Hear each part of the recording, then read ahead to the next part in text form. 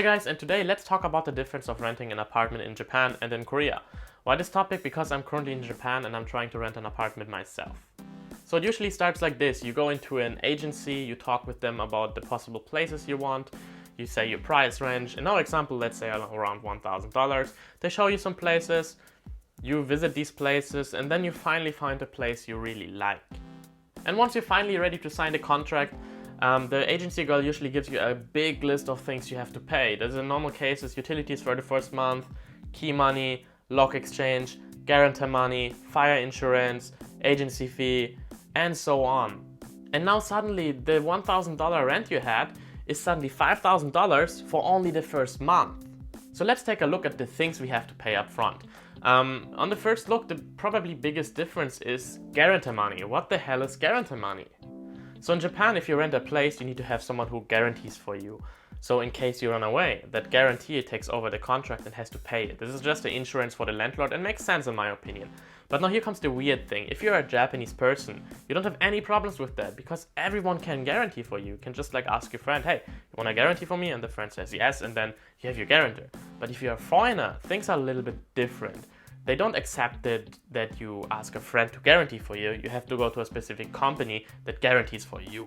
And even here, you cannot take the guarantee company of your choice. You have to take that company that has a contract with the agency fee and at the same time is responsible for the apartment you want to go in. The guarantee company, of course, also wants money.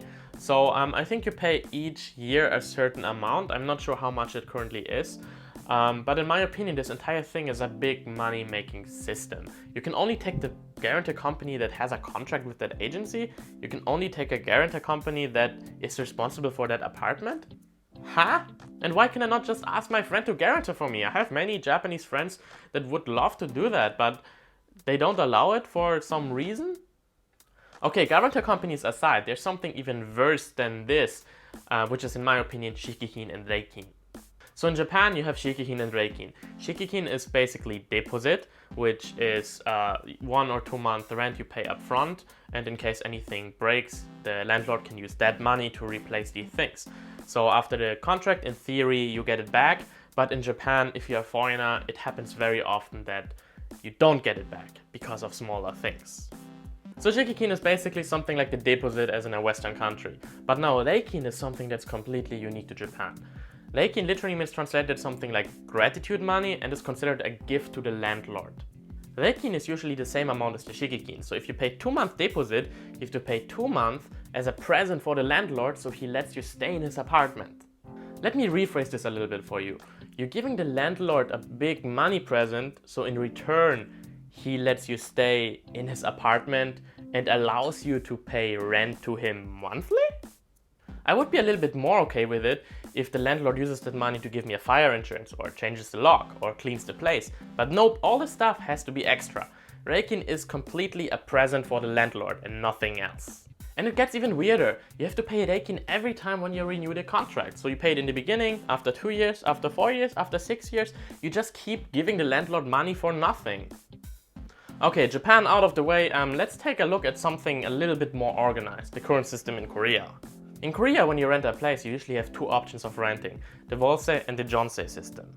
Wolse is basically the same thing that we have in Western countries. You pay a deposit up front and you pay your monthly rent. Deposit is usually, depending on how new the place is, around $10,000, but the higher the deposit is, the lower the monthly rent.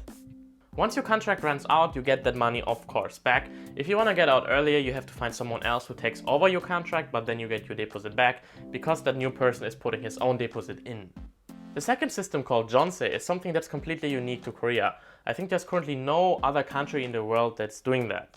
On Jeonse, you pay an extremely high deposit. That's usually around 70% of the actual property value. So if you're, in an example, the complete apartment costs $100,000, you pay around $70,000 deposit.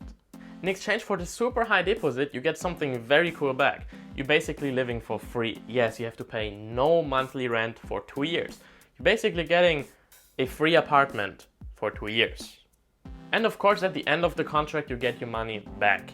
So how does this system work? The landlord takes your money and makes some investments with it with the aim to get more money. So after 2 years, he probably made some profit with it, he keeps the profit for himself, and he gives you your deposit back.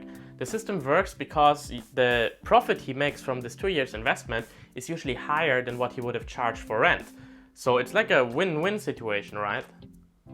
And there you have it. These are the current systems in Korea and in Japan.